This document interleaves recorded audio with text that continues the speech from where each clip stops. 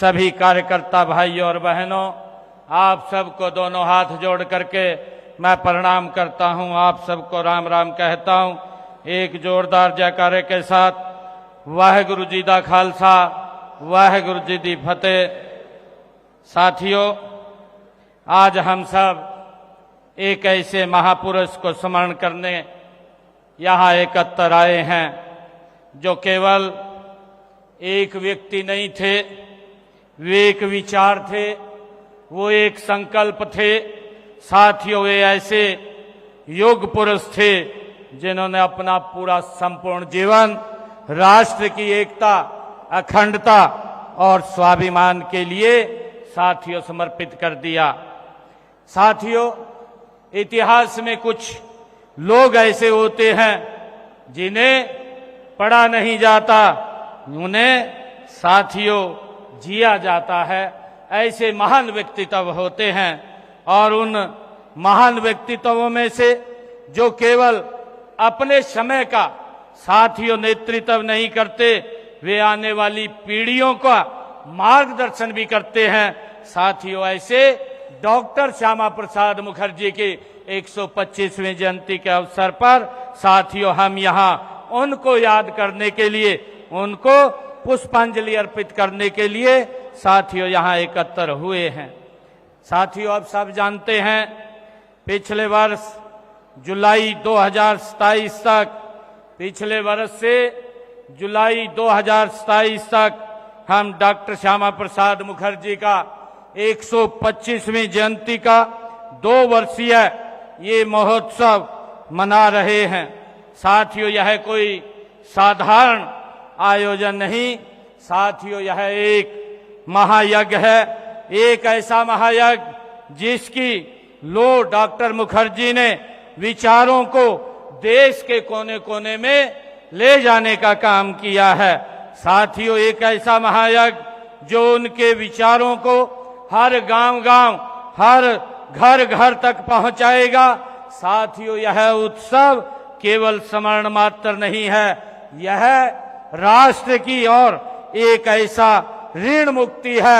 साथियों, ऐसी एक विनम्र कृतज्ञता है उस महापुरुष के प्रति जिसने भारत की एकता और संवैधानिक अखंडता के लिए अपना सर्वस्व बलिदान दिया है। साथियों, जब हम डॉक्टर श्यामा प्रसाद मुखर्जी के व्यक्तित्व को देखते हैं तो हम ज्ञान, कर्म और राष्ट्रभक्ति की त्रिवेणी का एक अद्भुत संगम साथियों हम देखते हैं। कोलकाता की पुण्य भूमि पर 6 जुलाई 1901 को जन्मे डॉक्टर श्यामा प्रसाद मुखर्जी को विरासत में ही विविधता और राष्ट्र सेवा का साथियों भाव मिला है। उनके पिता सर आशुतोष बंगाल के प्रसिद्ध शिक्षाविद थे। पिता के दिखाए मार्ग पर चलते हुए डॉक्टर श्यामा प्रसाद मुखर्जी अकादमिक जगत की ऊंचाइयों को उन्होंने छुआ है। साथियों, मात्र 33 वर्ष की आयु में ही कोलकाता विश्वविद्यालय के सबसे कम उम्र के साथियों कुलपति डॉक्टर श्यामा प्रसाद मुखर्जी बने हैं। इतनी छोटी उम्र में कुलपति बनना उनकी असाधारण प्रतिभा और दूरदर्शिता का जीता जागता साथियों प्रमाण है। लेकिन डॉक्टर श्यामा प्रसाद मुखर्जी केवल एक शिक्षाविद बनकर साथियों नहीं रुके, वे एक महान राष्ट्र निर्माता भी साथियों बने हैं। जब स्वतंत्र भारत का संविधान लिखा जा रहा था तब वे संविधान सभा के प्रभावशाली सदस्यों में से साथियों शामिल थे। बाद में स्वतंत्र भारत के वो पहले मंत्रिमंडल में उन्होंने देश के पहले उद्योग और आपूर्ति मंत्री के रूप में पदभार संभाला। साथियों, हम सब जानते हैं डॉक्टर श्यामा प्रसाद मुखर्जी जी का जीवन सत्ता की चाह में नहीं रचा बसा था, बल्कि परम भावना से वो ओतप्रोत था। साथियों, लेकिन जब देश हित की बात आई, जब सिद्धांतों की बात आई और तो उन्होंने सत्ता को ठुकराने में 1 सेकंड भी नहीं लगाया। उन्होंने राष्ट्रहित में 19 अप्रैल 1950 को केंद्रीय मंत्रिमंडल से अपना इस्तीफा साथियों दे दिया था और इसके बाद देश सेवा का अटूट संकल्प लेकर के उन्होंने तत्कालीन सरसंघचालक आदरणीय श्री गुरु गोलवलकर जी से मुलाकात कर तब उन्हें राष्ट्रहित में एक नई राह दिखाने का साथियों काम किया है। उन्होंने पंडित दीनदयाल उपाध्याय जी के साथ मिलकर के भारतीय जनसंघ की स्थापना डॉक्टर श्यामा प्रसाद मुखर्जी ने की है। साथियों, वही जनसंघ जो आज भारतीय जनता पार्टी का एक मजबूत साथियों आधार है। साथियों, आज जब हम डॉक्टर श्यामा प्रसाद मुखर्जी की जयंती अंबाला में मना रहे हैं तो मुझे इतिहास का वो पन्ना भी साथियों याद आ रहा है जिसका सीधा संबंध हमारी इस अंबाला की धरती से है। उनके नेतृत्व में जनसंघ ने साथियों बार बार आंदोलनों के माध्यम से तत्कालीन कांग्रेस सरकार को आगाह किया था कि वो आपकी तुष्टीकरण की जो नीति है उससे देश की एकता और अखंडता साथियों खतरे में है।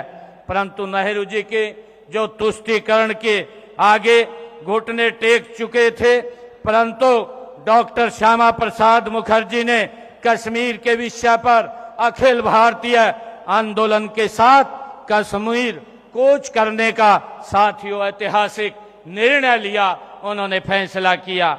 वो तारीख साथियों याद कीजिए जब 8 मई 1953 को जब वो कश्मीर जाने के लिए दिल्ली से रेलगाड़ी में रवाना हुए और साथियों उनके साथ विश्व विख्यात उपन्यासकार वैद गुरुदत्त जी, प्रोफेसर बलराज मधोक जी और हमारे मार्गदर्शक भारत रत्न से सम्मानित अटल बिहारी वाजपेयी जी और डॉक्टर बर्मन जी और टेक चंद शर्मा जी साथियों उसमें शामिल थे। साथियों, उन्होंने देश की जनता के लिए सिंह गर्जना डॉक्टर श्यामा प्रसाद मुखर्जी ने की थी।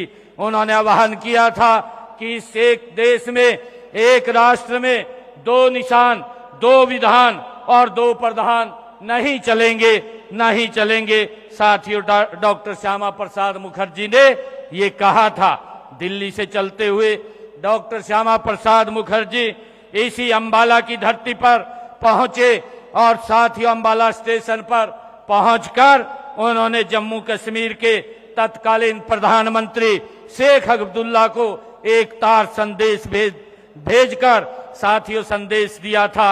उन्होंने तार में साफ लिखा था, डॉक्टर श्यामा प्रसाद मुखर्जी जी ने उन्होंने कहा था कि मैं जम्मू आ रहा हूं, बिना परमिट के आ रहा हूं। ये डॉक्टर श्यामा प्रसाद मुखर्जी ने अंबाला की इस पवित्र भूमि से साथियों तार भेज करके शेख अब्दुल्ला को साथियों अवगत कराया था।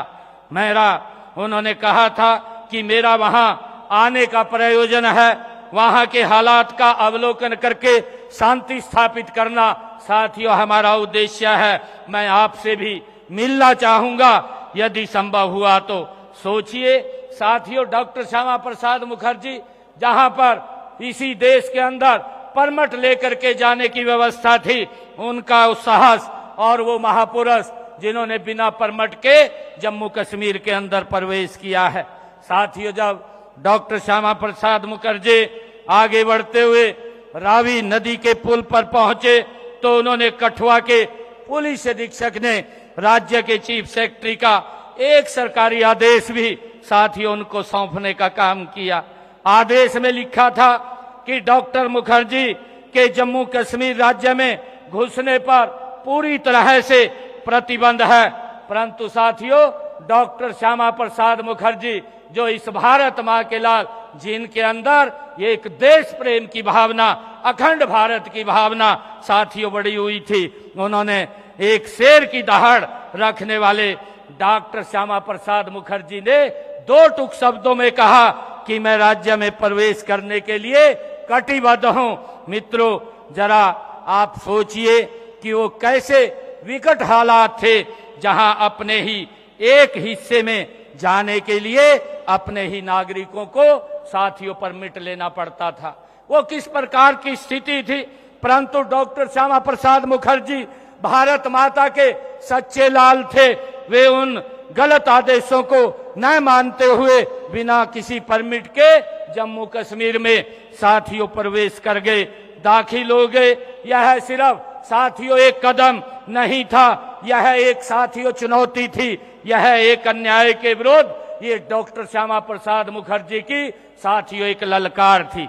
उसके बाद उन्हें तत्कालीन सरकार द्वारा गिरफ्तार किया गया। श्रीनगर से दूर निषाद बाग के नजदीक साथियों एक छोटे से घर में डॉक्टर श्यामा प्रसाद मुखर्जी को नजरबंद रखा गया और इसी नजरबंदी के दौरान रहस्यमयी परिस्थितियों में डॉक्टर मुखर्जी की साथियों मृत्यु हो गई। भारत की अखंडता के लिए आजाद भारत के इतिहास में यह पहला सबसे महान साथियों बलिदान था। यह बलिदान केवल कश्मीर को बचाने का नहीं था, बल्कि ये बलिदान भारत के एकता अक्षुण्ण रखने के लिए साथियों दिया गया सर्वोच्च बलिदान था। साथियों, आज ऐसे महान व्यक्तित्व के जीवन उनकी जयंती के अवसर पर 125वीं ये जयंती के अवसर पर हम एकत्र हुए हैं। साथियों, आज इस ऐतिहासिक अवसर पर अंबाला की इस वीर भूमि से हम सब एक संकल्प लें कि देश की एकता, अखंडता, सांस्कृतिक गौरव की रक्षा के लिए हम सदैव साथियों तत्पर रहेंगे। ये हमें डॉक्टर श्यामा प्रसाद मुखर्जी जी के जीवन से प्रेरणा मिलती है। साथियों, हम सब मिलकर के आदरणीय नरेंद्र मोदी जी के नेतृत्व में डॉक्टर मुखर्जी के सपनों का भव्य और दिव्य समर्थ भारत बनाने का हम मिलकर के काम करेंगे। साथियों, जो आदरणीय प्रधानमंत्री जी ने संकल्प लिया है, उन्होंने विकसित भारत का जो संकल्प लिया है उसको आगे बढ़ाने का साथियों मिलकर के हम काम करेंगे। साथियों, जब मैं आज यहाँ पर आया हूँ और हमारे बीच में आज जगत प्रकाश जी नड्डा डॉक्टर श्यामा प्रसाद मुखर्जी जी के जीवन के ऊपर हमें एक प्रेरणादायी संदेश भी देंगे और मेरा आप लोगों से आग्रह है कि हम उस संदेश को लेकर के जन जन तक पहुंचाने का, घर घर तक पहुंचाने का साथियों काम करेंगे। आज इस अवसर पर मैं जब डॉक्टर श्यामा प्रसाद मुखर्जी अंबाला कैंट के रेलवे स्टेशन पर उतरे और उन्होंने वहां पर एक जनसभा को संबोधित किया।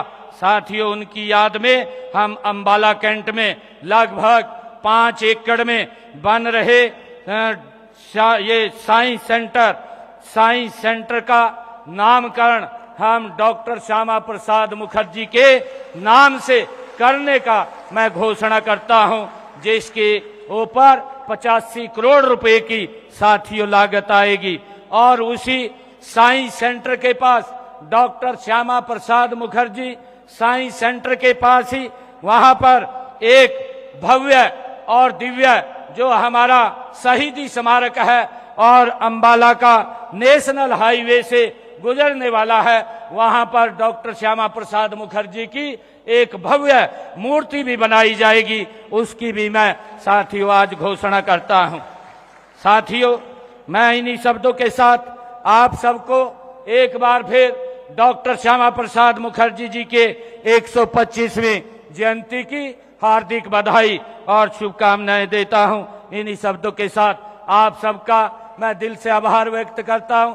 और हमारे अध्यक्ष महोदय ने आप लोगों को एक अपील किया है कि SIR चल रहा है, एक एक वोट साथियों हमारी बन जाए, एक भी वोट छूटे नहीं, उसको लेकर के हम निरंतर इसमें प्रयास करेंगे। और 17 तारीख को देश के यशस्वी प्रधानमंत्री आदरणीय नरेंद्र मोदी जी साथियों जींद के अंदर वो पधार रहे हैं, वहां का भी कार्यक्रम हम अपने तरीके से बनाएंगे, क्योंकि अलग से अलग प्रकार का वो कार्यक्रम है। उस कार्यक्रम में हम सब ने शामिल होना है। मैं आप सबका आज इस अवसर पर पुनः बहुत बहुत धन्यवाद और आप सबका स्वागत करता हूं। और आदरणीय नड्डा जी का हरियाणा की धरती पर पधारे हैं, मैं इनका भी आप सब की तरफ से स्वागत और अभिनंदन करता हूं। इन्हीं शब्दों के साथ जय हिंद, जय भारत, जय हरियाणा। धन्यवाद मुख्यमंत्री जी। एक तो आप सभी से आग्रह है कि इस कार्यक्रम